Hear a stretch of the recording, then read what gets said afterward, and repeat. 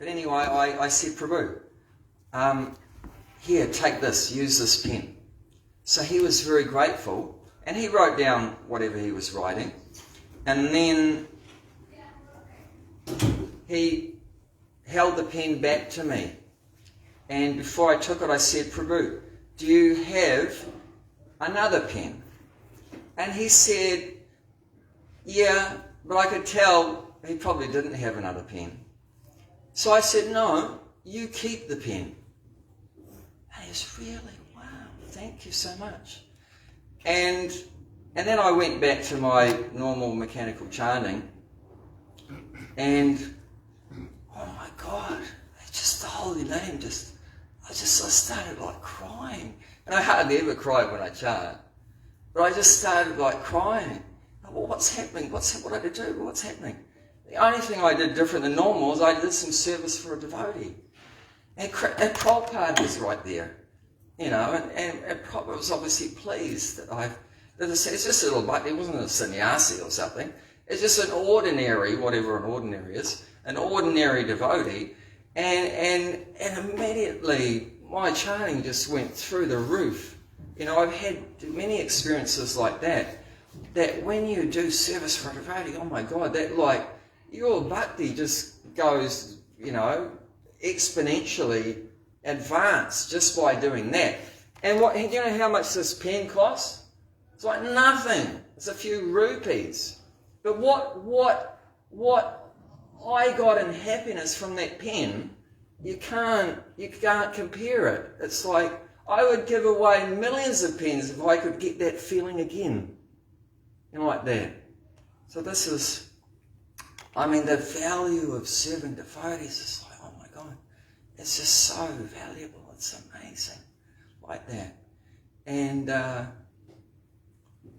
anyway, I shouldn't go on about that, but yeah, so, even if we can learn this one thing, then your life is successful just by that one thing. Like that. Because let's face it, there's two approaches. There's two approaches. One is called sadhana bhakti. By your endeavour, your effort like that, you are trying to progress. So that's one. And the other one,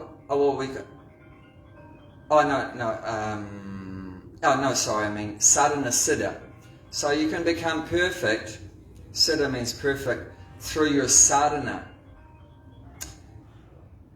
You're hearing and chanting and remembering and doing your deity service and all these kind of things. But the other part is called kripa siddha, by mercy. If you receive mercy, then you can become perfect.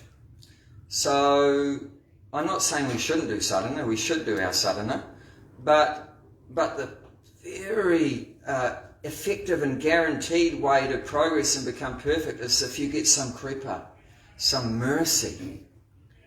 Mercy is what we need. Because let's face it, we're Kali Yuga souls in Kali Yuga.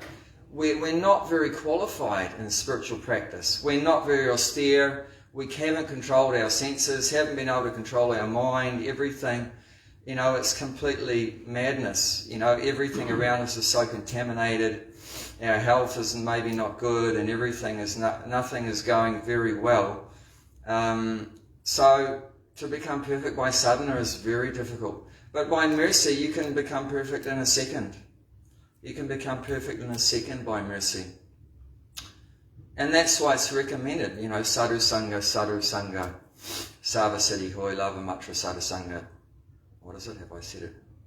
You know what it is anyway. 3 times, by the associating with the sadhus. And if we get mercy from them, then we can immediately become perfect.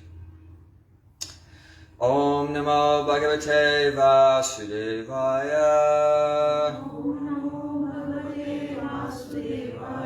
Om Namo Bhagavate Vasudevaya.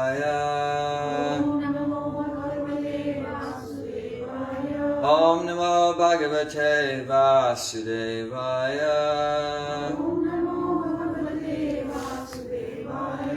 Reading from Granthaya Śrīmad-Bhāgavatam, Canto 1, Chapter 7, entitled The Son of Drona Punished, text number 8.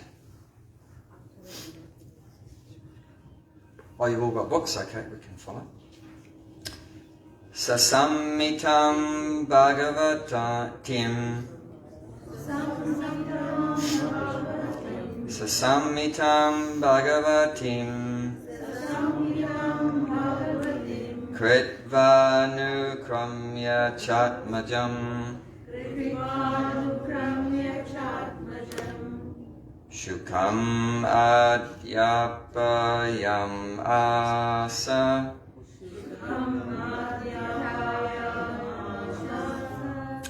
Nivriti niratamuni. Progress.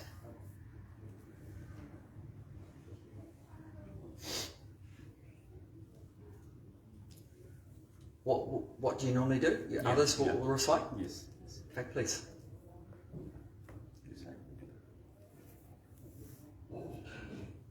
Sasamhitam Bhagavatim. Sasammitam Bhagavatim.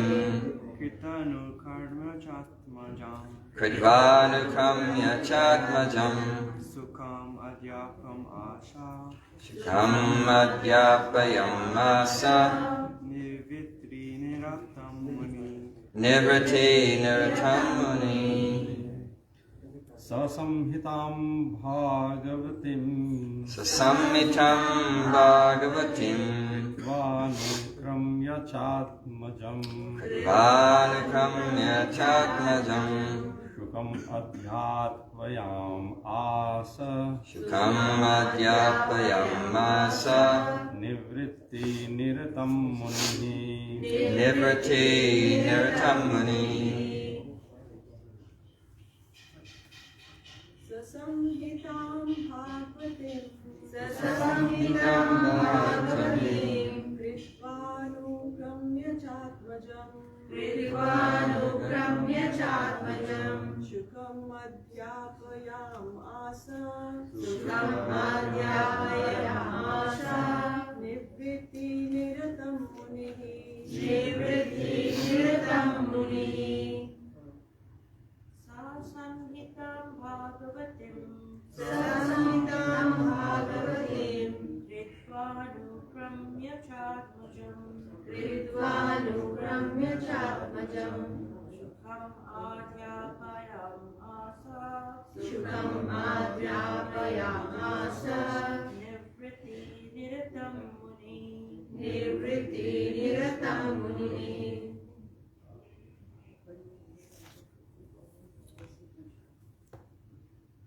Word for word, please repeat. Sa, that. Samhitam, Vedic literature. Bhagavatim, in relation with the personality of Godhead.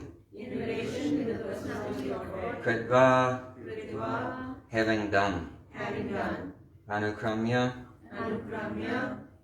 by correction and repetition. Cha, and. Atmajam, his own son. Shukam, Śrīmad-Bhāgavatam Gosvāmī. Adyapayam asa, taught.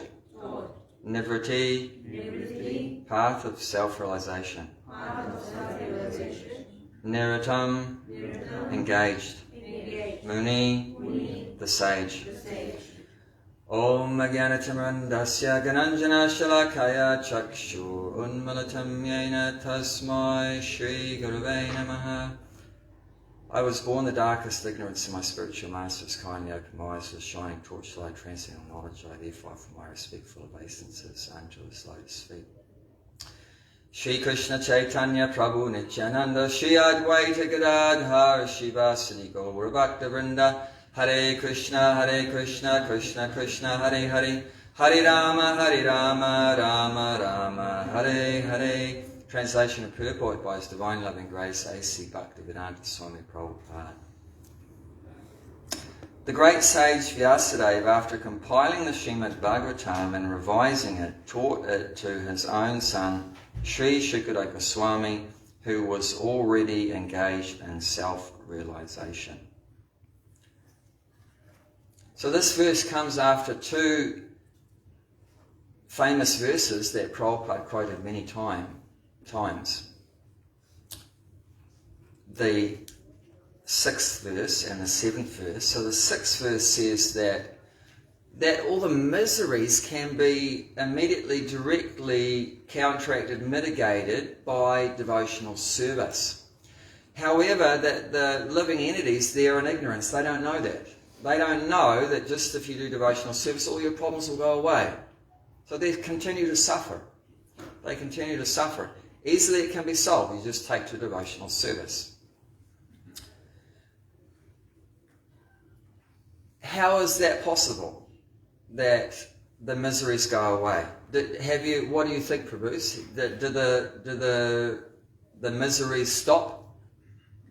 The way we look at the misery will change. Yeah, the way we look at them has changed. The miseries are still going on. Janma mrityu jaro vyadi dukkha dosa dudarshanam.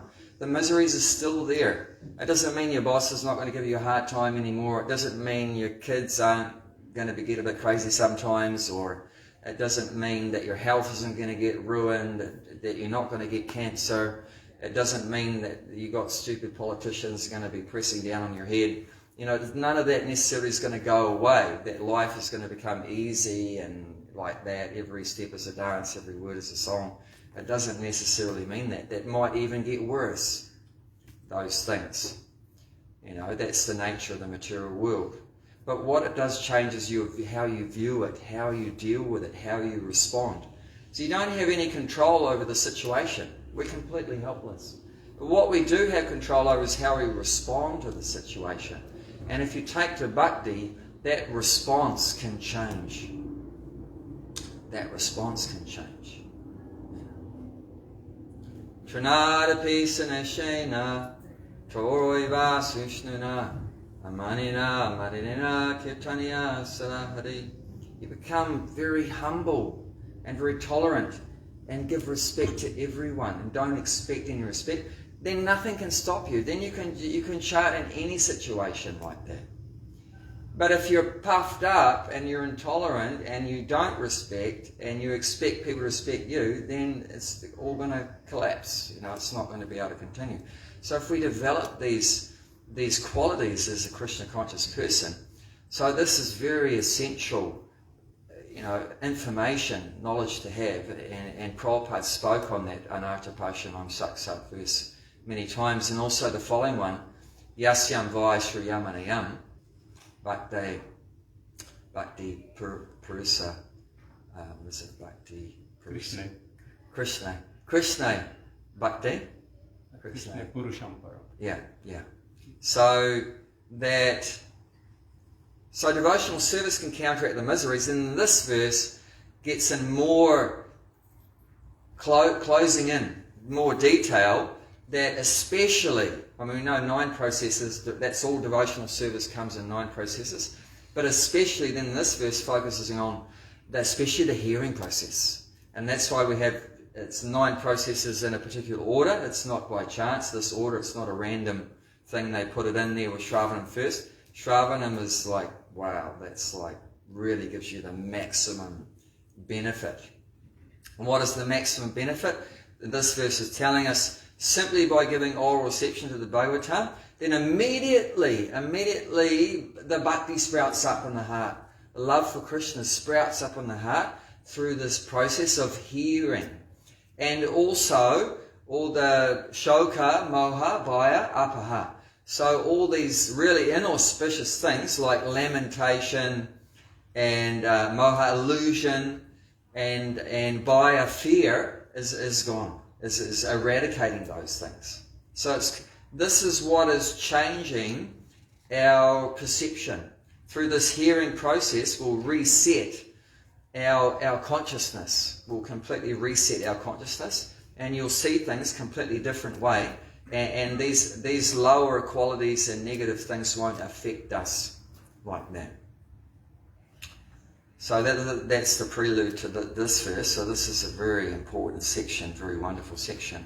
And this verse is saying that Vyāsadeva, so he's obviously the compiler of the Vedic knowledge. Idam Bhagavatam Nama Puranam Brahma Samhitam Uttama Sloka Charitam Chakara Bhagavan Rasi. So this Śrīmad-Bhāgavatam, this verse from also the first canto, this verse is saying that this Bhagavatam is compiled by Bhagavan Rishi. So Chakara means compiled by Bhagavan Rishi. So he's God. Vyāsadeva is God. But he's manifesting, he's appearing in the form of a Rishi. He's God in the form of a Rishi, Bhagavan Rishi. So there's a difference between, books with an ordinary author. As you know, a conditioned soul has 4 defects. What are the 4 defects?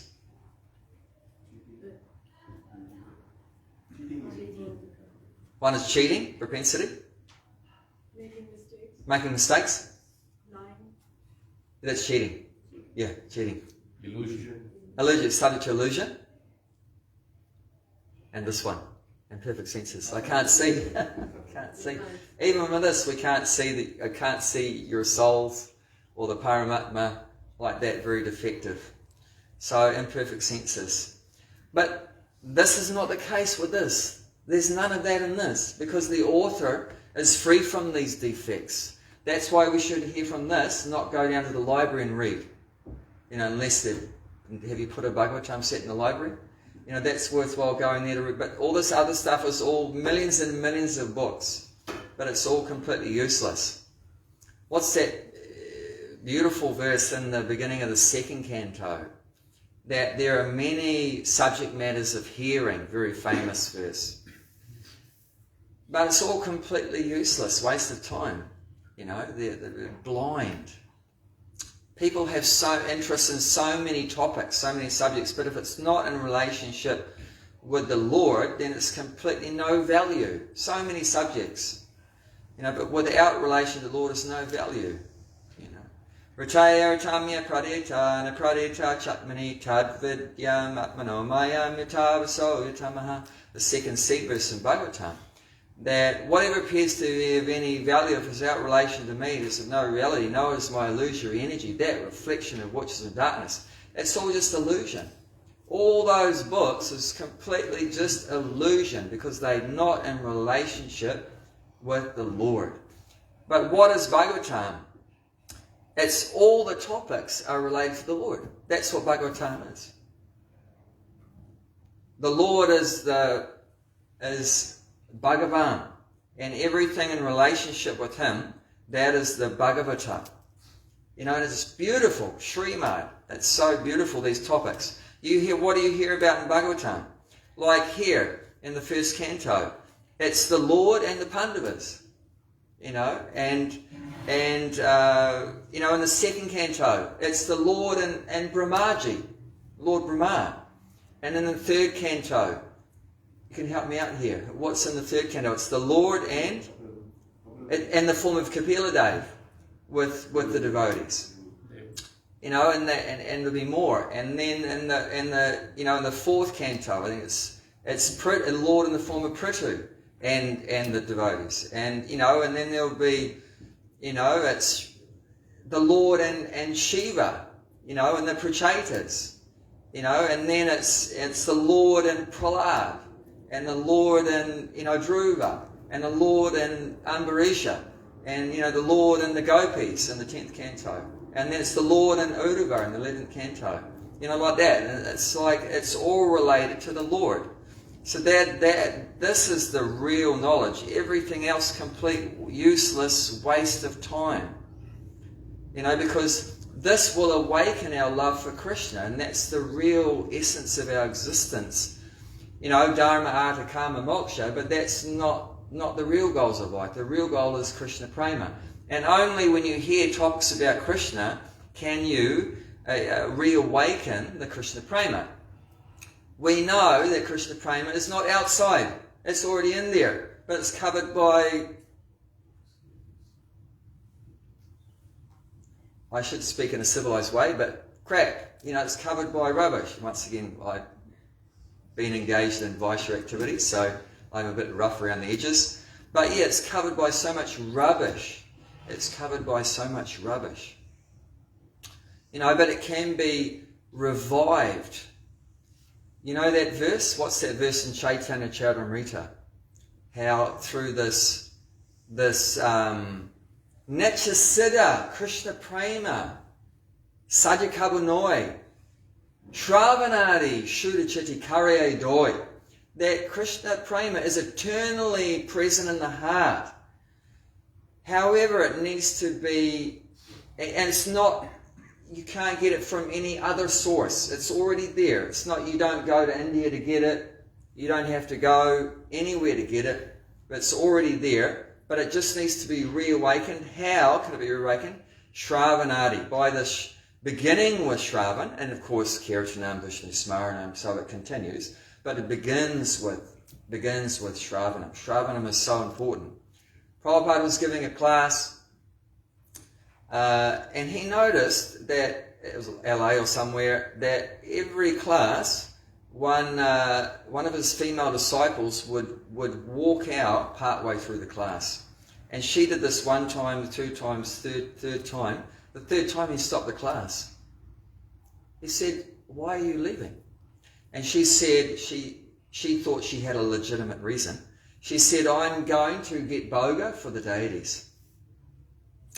And then he said, "What makes your buying produce different from the non-devotees buying produce?" What's the answer? What's the difference? You know, I buy food from Coles or Aldi, and every Tom, Dick and Harry buys food from Aldi. Externally, nothing is different. But it's like the feeling, we pick the proper one so that we have to offer it to Lord Krishna. So the feeling, and when we buy it, we would make sure it's that good quality. You're feeling that everything's for the Lord, and you want to get nice things for the Lord. Yeah. Like Prabhupada said, my motto, my whole life is everything for Krishna and nothing for me. But what keeps that? What keeps that? That everything for Krishna, nothing for me. What will sustain that? You might start with that, you meet devotees or whatever, but what keeps that? The feeling, the bhakti. Yeah, that feeling which is so precious, which is the only reality, which is the only real truth, everything else is illusion. What maintains that? Like a hearing. That's what we need to find out. Shravanam. Shravanam. He said, if you walk out of the class, you're going to lose that. He said, one day you're going to forget why you're in the supermarket. You think, I'm going to Aldi for my sense gratification, not Krishna's sense gratification. You know, what is the main lesson of Bhagavad Gita? What is the main lesson? Has anyone got a Bhagavad Gita here? If you read the end, if anyone has, I need to pick it up from there. You want to go to the end of it's either the preface or the introduction. So if you go right to the end of this, I think it's the introduction, or it could be the preface. Go right to the last paragraph in there, and Prabhupada says, what is the essence of Bhagavad Gita?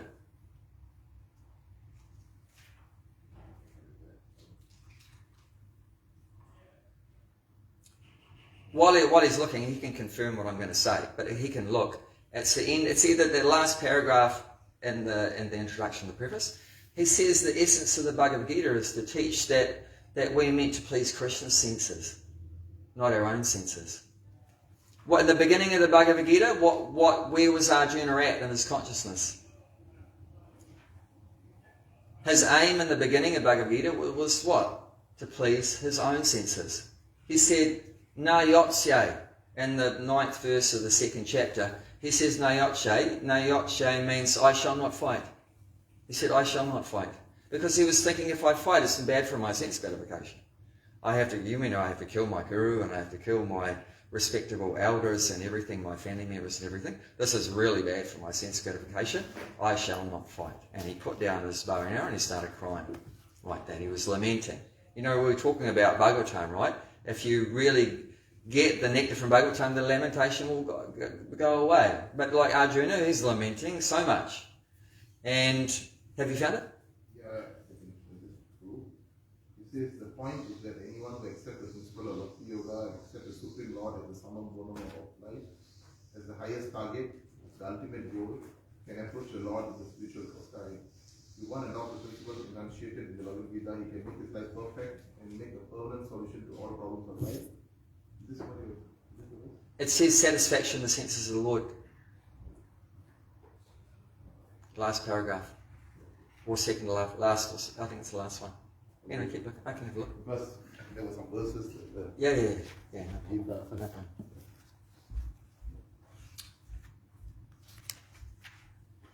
What was I saying? Satisfaction. Yeah, so in the beginning he was thinking about his own satisfaction. And what the end of Bhagavad Gita? The end of Bhagavad Gita. 18th chapter, text 73, I think around there. Nasta moha smritir labha tvat prasadat maya chuta. I've been working too much with growing plants and not enough studying. And then, Statosmi gata sandeha karasye vachanam tava. Now my illusion is gone due to your mercy. And now I'm fixed up steady. And my moha is gone. And now I'm ready to execute your order. Karasye vachanam tava. Your order, I will do it. Karasya, I will do what you say I will do. I will do what you want. Even though it's not what I want. It's not what I want. But okay, you want it. And if you do what someone else wants, what do we call that?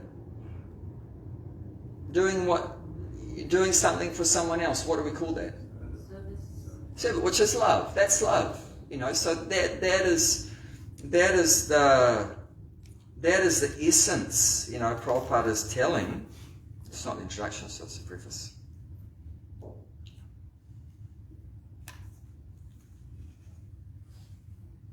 Yeah. By the spell of illusion, one tries to be happy by serving his personal sense gratification in different forms, which will never make him happy. Instead of satisfying his own personal material senses, he has to satisfy the senses of the Lord. That is the highest perfection of life. The Lord wants this, and He demands it. Where does He demand it? Where does He demand that we satisfy the senses of the Lord? Which verse in Bhagavad Gita is where He's demanding we satisfy the senses of the Lord? 11:55. Mat karma kriya. Yeah, that's definitely. Prabhupada says at the beginning of that purport, he said this is the essence of Bhagavad Gita, because it's showing how to surrender the Lord. But He demands it. Savanaman prachacha mammekam sharanam bhaja aham tram savapapebhyo mokshishyami mashutcha. That's a demand, that verse. Surrender. And then I will free you from all sinful actions, and you won't have anything to worry about after that.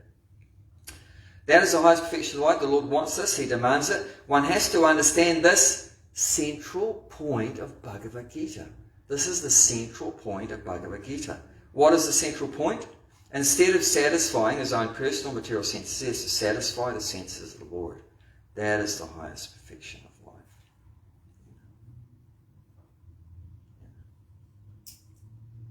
And that's then Prabhupada says, our Krishna conscious movement is teaching the whole world this central point. So that's what this movement is for, to teach people this central point.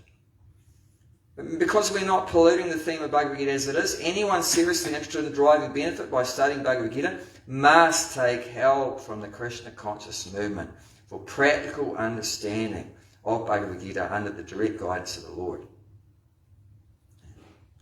We hope, therefore, that people will derive the greatest benefit by studying Bhagavad Gita as it is, as we have presented it here. And even if one man becomes a pure devotee of the Lord, we shall consider our attempt a success. So even if one person does this, please the senses of the Lord, then that's success. That's success.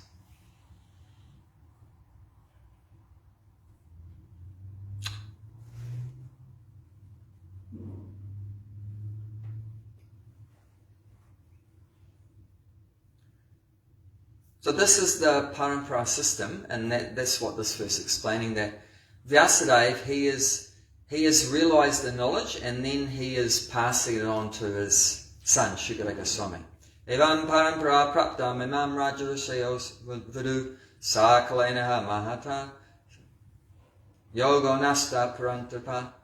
So this is how the Vedic knowledge is received, through the parampara system. This is very important. You know, if someone says, who's your guru? I have no guru, I'm self-made guru. No, it doesn't work like that. You have to receive the knowledge from someone that has a realized soul like that. You can't figure it out, you know, by your gyan, by your own mental speculation, or like that.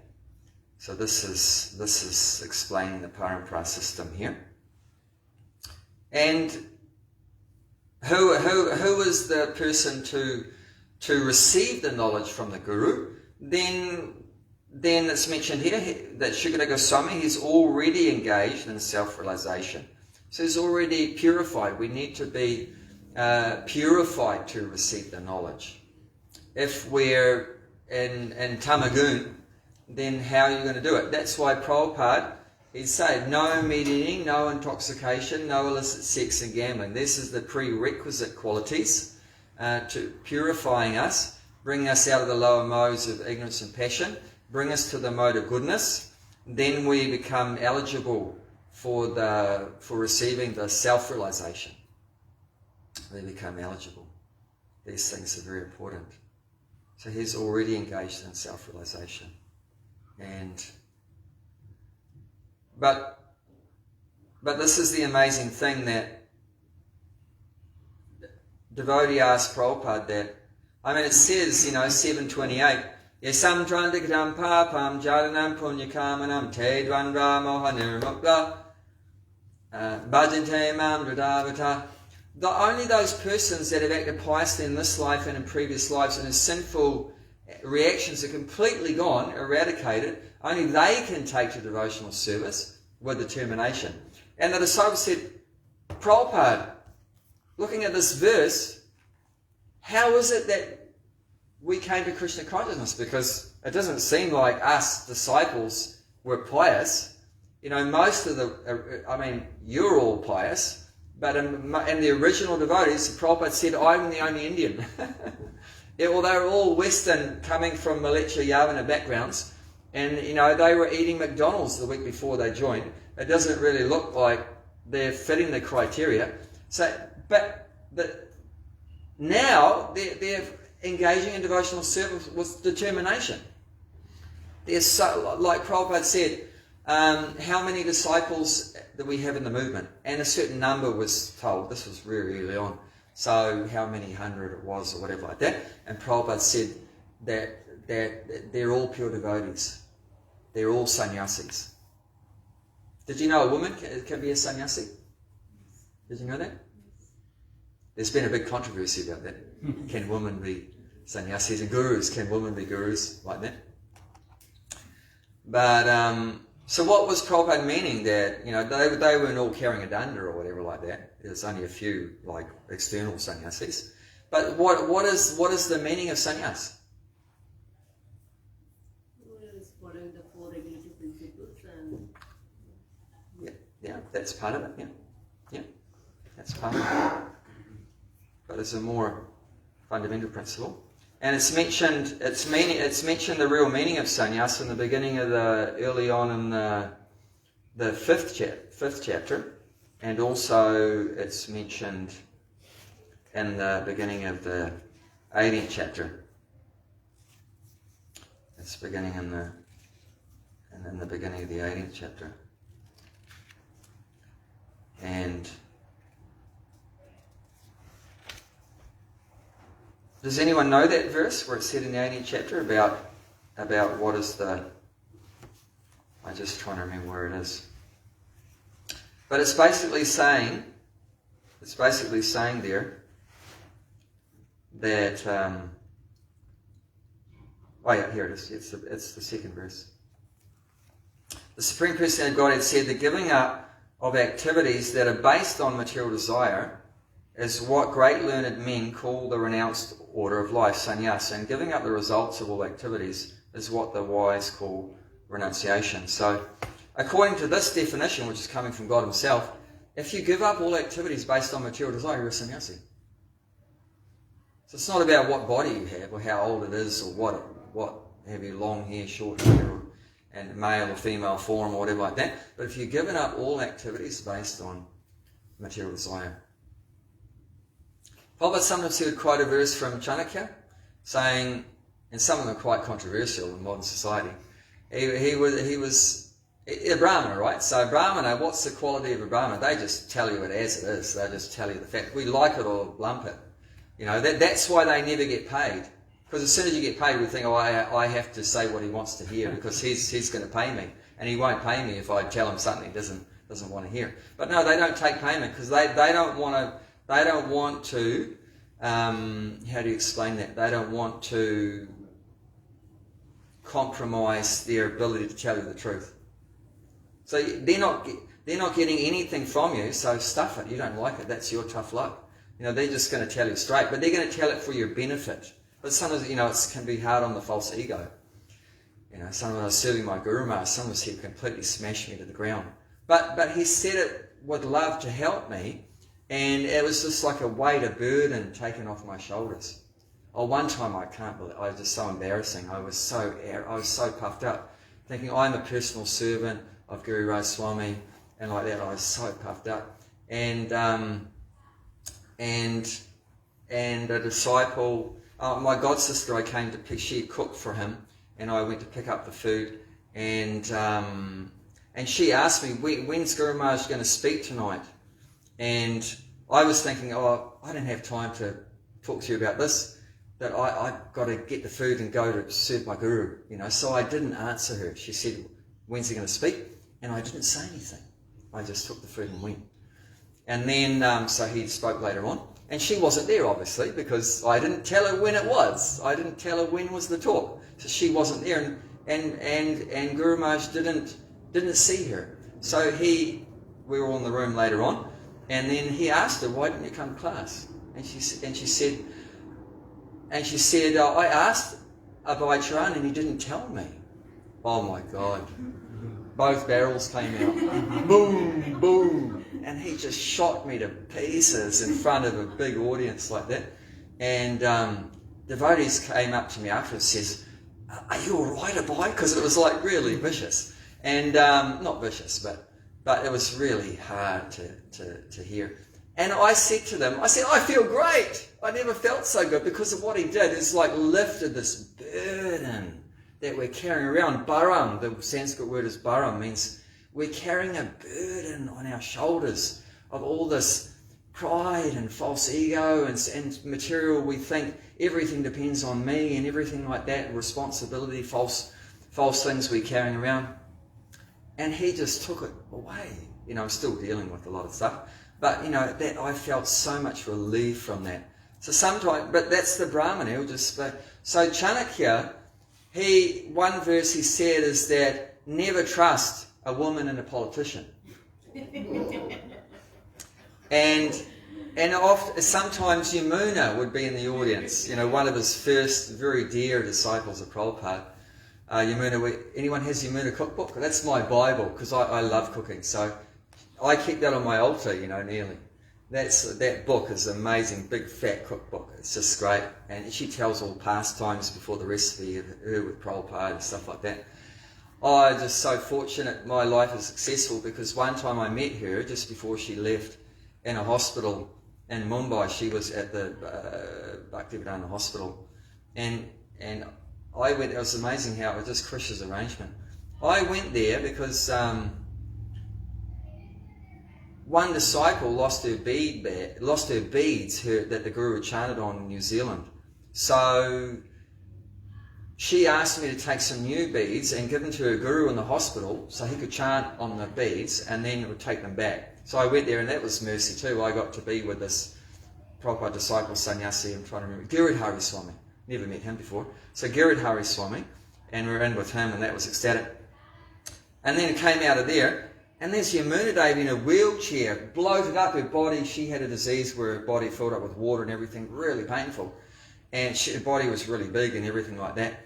But talk about this. I mean, this is the example of this, that verse, Anada Pashamam Shak Shak, that, the material miseries are superfluous. It's completely different than us. She was in a body which is just full of superfluous miseries, but she is this ecstasy. She is just so ecstatic. I became ecstatic just being next to her, nearly dead body.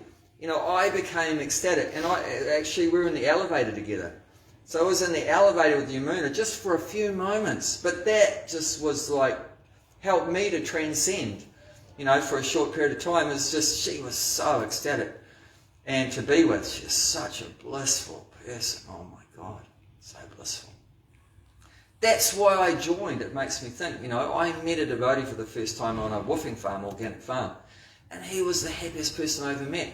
And peaceful, knowledgeable, everything I wanted that I didn't have. I was in so much anxiety, always lamenting and hankering for things, bodily platform. And just that being with a devotee, that attracted me. That's so important.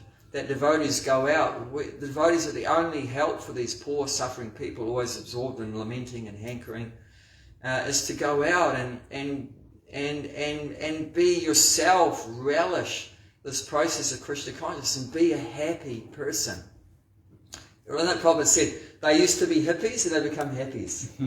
They were hippies, now they're happies. And when you meet a happy, then you become happy by association. Actually, association is so powerful. That's the essence, is association. You associate with someone that's happy, you become happy. You associate, like Prabhupada said, with a drunkard, you become a drunkard. You associate with a devotee, you become a devotee. So,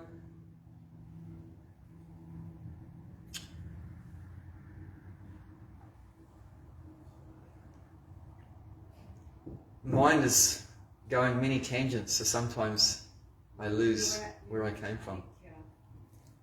Oh yeah, thank you so much. You brought me back. So yeah, never trust a woman or a politician. And when he would say that, if Yamuna was there, he would look at Yamuna and just see how she was responding. And he asked her, he would look at her with like a cheeky smile. Is this true, Yamuna? And she said, yes, Prabhupada, yes, Prabhupada. She wasn't like, she was already transcended like that. She didn't have that false ego. She said, she agreed, yes, Prabhupada, yes, Prabhupada. And then he looked at her and said, but you are not a woman, you are a devotee. He said, you are not a woman, you are a devotee, so this does not apply to you. Isn't that beautiful? Isn't that beautiful? Prabhupada knew just how to inspire people right in the core of their heart. Isn't that far out? What a thing to say. You are not a woman. You are a devotee. So you can trust. We can trust you. We can trust you. But not like a non-devotee. As like I was saying, it's either you're trying to please your own senses or you're pleasing Krishna's senses. You know if someone is not a devotee, there's only one thing they're doing. They're all trying to please their own senses in different shapes and sizes and forms and that, but it's all just sense gratification. Immediate sense gratification, extended sense gratification, but it's all sense gratification. But that reminds me of a beautiful story, and we just love talking about Prabhupada, it's just so ecstatic. So, there was one female disciple, it was in she was cooking for Prabhupada in India, and in this one particular place, very poor facilities. I mean, your cooking facility is amazing. But in the early days, a lot of devotees were heavy tapasya. They didn't have any facilities. Didn't have any facilities. It was just a little shack, and there was no windows or anything like that. And she cooking with I think wood, cooking on wood and everything like that. So much, as you know from last night, so much smoke, right? But she had to keep it shut because, as you know, India, there's people everywhere. There's no, like here is so private place, right? There's so much privacy. But there in India, there's no privacy, so there'll be people walking past while you're cooking. Can you have karamis walking past while you're cooking? Because what are they going to do? That looks good. That smells really good. And what's that done to your offering? Might as well throw it away. You can't offer to Krishna after people have enjoyed it. So she had to keep it shut, but she can't breathe. So what does she do when she gets to the point where she can't breathe?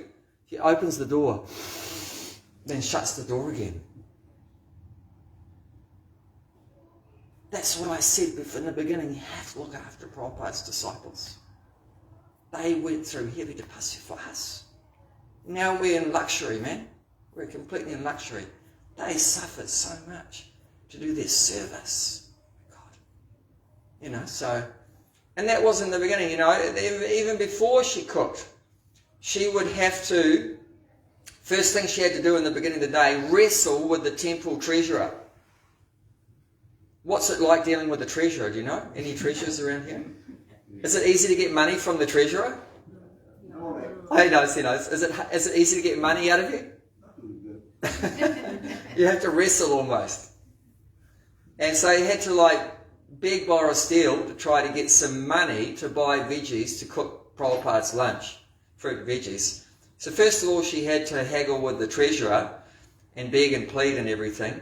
Then she have to cross the Ganga or Yamuna to get to the place to buy the stuff. And because she's white-skinned, then the boatman tries to rip her off. So she has to haggle with the boatman, not because she can't, afford to give away Krishna's money. So she has to fight over. Like we went to India, we went on a boat, charged my wife 1 rupee and charged me 2 rupees. What's going on? How come she got 1 rupee and me 2? Just because white skin. There you go. So, and then had to haggle with because they also try to rip her off with the price of the veggies. She has to fight with them to get, the proper veggies. Then she has to almost get suffocated cooking it. And then that particular day, she had heard that. No. She had heard that that the next day. She had heard that day, proper sannyasi godbrothers were going to come to have lunch with them. So she had to cook not only for Prabhupada, but for all of Prabhupada's godbrothers. So they're all sannyasis. And she was feeling really bad. Why? That I'm a woman. And what are they going to think about Prabhupada? That there's a woman. Because, this is not, traditionally, that wouldn't be there. That, there would be, the sannyasi would have a brahmachari, probably, servant that would cook. It's prohibited for a sannyasi to cook for himself. But they also want to take food from someone in good consciousness. So it should be like a brahmana, like that should be like a brahmana, brahmachari kind of person like that. So it's traditional. So she was thinking, they're going to think not so nice things about Prabhupada if they find out that I'm cooking for him and that. So she was planning to quit. And tell Prabhupada, she bowed down in the room and was about to tell Prabhupada, I can't cook for you anymore. Can you find someone else to do the service? And then Prabhupada said, you have to cook today for me and my godbrothers. So before she could say, I quit, he had already given the order. So it was it was too late. So she cooked that day, went through all the things I said, and then she was feeling so bad, like that. How can I serve this pure devotee of the Lord and all the sannyasis there? I'm a woman, like that. So she pulled her sari over her head and she crawled into the room on her elbows and her knees. She crawled into the room with the plate of food for Prabhupada in front of her. So you couldn't see anything. You couldn't see any part of her body. It was like that story of Rukmini. She was so covered up when she walked out of the Durga temple, could hardly see anything. But even though you could hardly see anything, she's still so beautiful that all the Kshatriyas fell off their horses and elephants. She's so beautiful. So she was so covered up and she felt like as Trinada Pisanishana. And then she put the plate down, and then she crawled back out, and she was just about at the doorway, and Prabhupada said very proudly to his godbrothers, she cooks for me every day. So he's not embarrassed to say that. She cooks for me every day. She would slit her throat for me. That's not the best point. And I would slit my throat for her. What's that? What do we call that? If that's not love, I don't know what love is. No. This is the essence. We have to come to this. We're like that. Our relationships are like that. That we would do anything to help each other, to serve each other.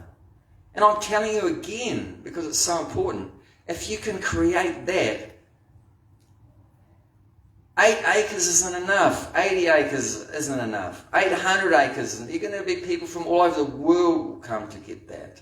Because that's what we want, is that love. We don't want anything else. The body wants so many things, food and shelter. But what's food for the soul? There's only one food for the soul. That's love. That's this Krishna Prema, Krishna Bhakti. That is the only thing the soul needs. The soul doesn't need anything else. That's the only thing we need.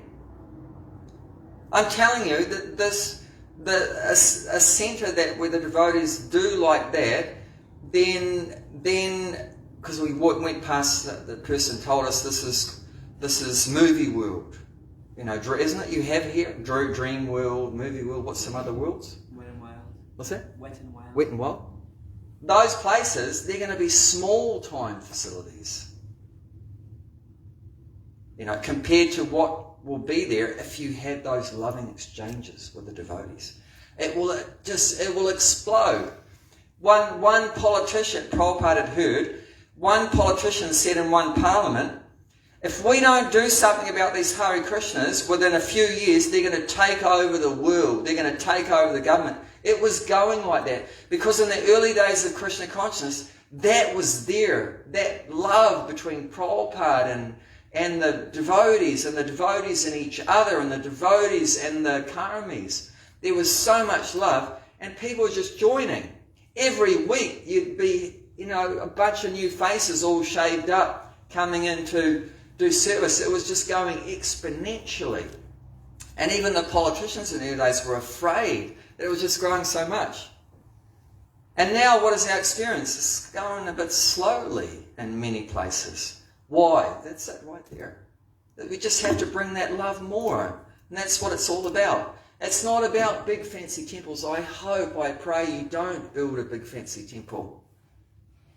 I was a temple commander when we opened the new temple in Auckland.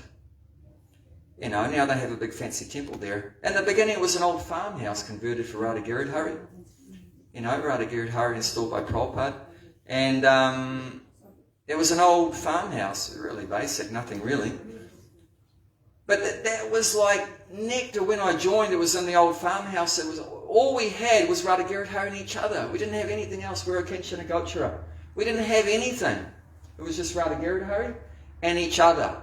And everything was ecstatic. The prasadam was ecstatic. Everything, kirtans, everything ecstatic. But then somehow or other Maya tricked us all. And we've got to make this big temple and everything, and then it's going to become better and everything, and then there'll be more people coming to Sunday feast and that. And I didn't see that. It didn't happen. We were cheated. But there was more people coming when we were in the old place than in the new place.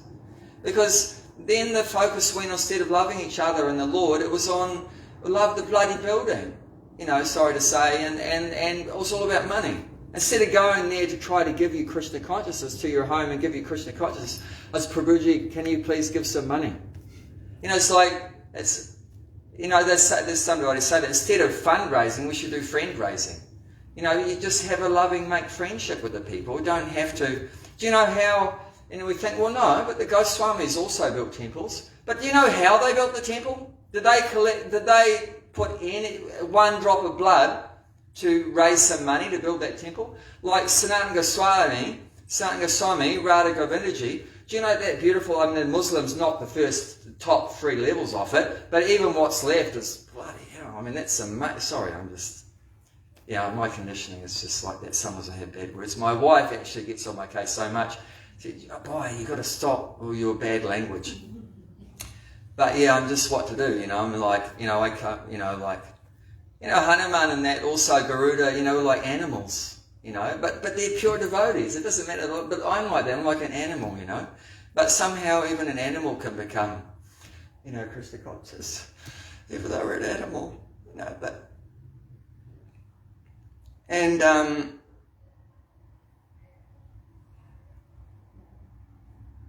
yet, even though they knocked the top of the temple off,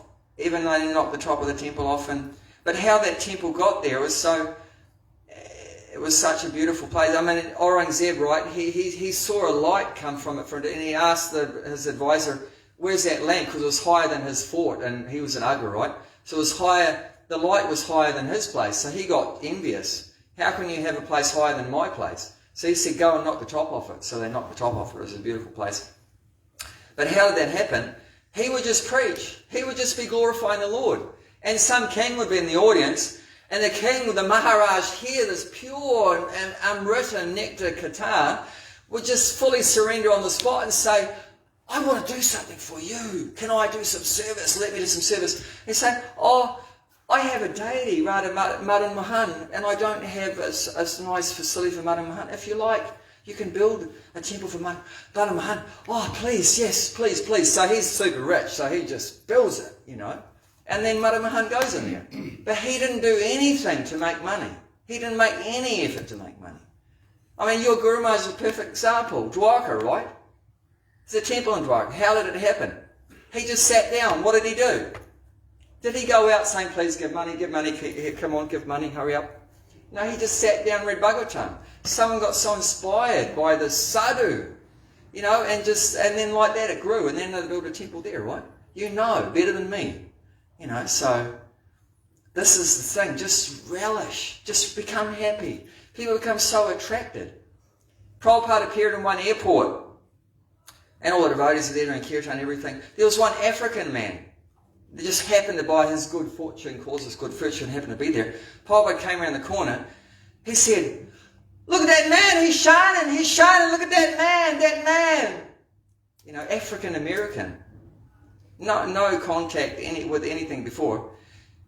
Prabhupada was like dazzling effulgence. He was so, he said, "Look at that man, he's shining. Look at that man, he's shining. Look at that man, he's shining." So he could see this brilliant effulgence. And, you know, he's immediately purified on the spot by that. But that happiness, that's a byproduct of our developing our love for Krishna and the devotees. You know, I should just stop. But time has taken our valuable time away.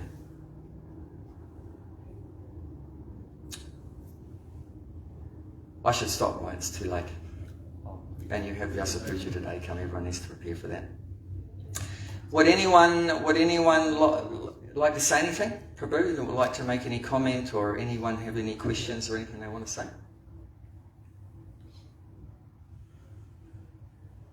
Prabhuji, thank you so much, Prabhuji, for emphasizing on this point.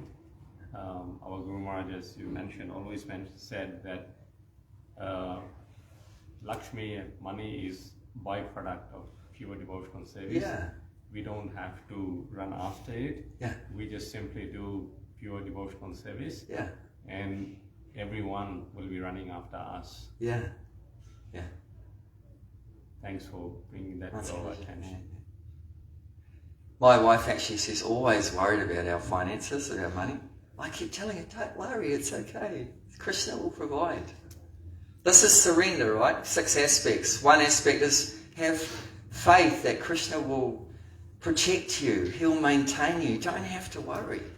It's guaranteed. Prabhupada says so many times, Krishna's maintaining the ants up to the elephants. Ant gets a grain of sugar and the elephant gets 1 cubic meter, 100 kilos of food. They're not devotees. Krishna's maintaining, what to speak of a devotee? Krishna will maintain all the non-devotee animals. Even the butcher, Krishna's maintaining the butcher. What to speak of the devotee? This is the last thing, I tell my wife, the last thing you have to worry about is your material needs. It's all taken care of. There's only one thing we have to do. I mean, you need to get some food for your body, but apart from that, there's one thing you have to do. Try to help other people. Try to help other people. Well, our life is so fortunate, but do we let the fortune stop with us? Share the fortune, distribute. We say that Chaitanya Mahaprabhu, Namo Mahavaranyaya Krishna Prema Pradayate. What was he doing? Do you know how Chaitanya Mahaprabhu identified himself? What did he call himself? Did he call himself a doctor, an engineer, an accountant, an architect? He called himself a gardener. He said, I'm a gardener. And what do gardeners do? They grow fruits. He said, but alone, how many fruits I can eat? Isn't it? How many we can eat? You know, one mango tree might have 1,000 fruits. Can you eat them all yourself? What are you going to do with those 995 that you can't eat? Distribute. Distribute. If you take up that, Chaitanya Mahaprabhu is asking us to become distributors. What are we distributing? The fruits of love of God. What is that? This is the fruits of love of God. Hare Krishna, Hare Krishna. This is the fruit of love of God. What they're doing in there, they're making the prasadam. This is the fruit of love of God. Especially 3 things: the holy name, the books, and the prasadam. This is the essence of the fruits that we want. The manifestation of the fruits is manifested in these 3 ways. And the Chaitanya Mahaprabhu will just bless us unlimitedly. There'll be buckets of nectar coming on. You become so happy. People will become attracted. And then everything is wonderful.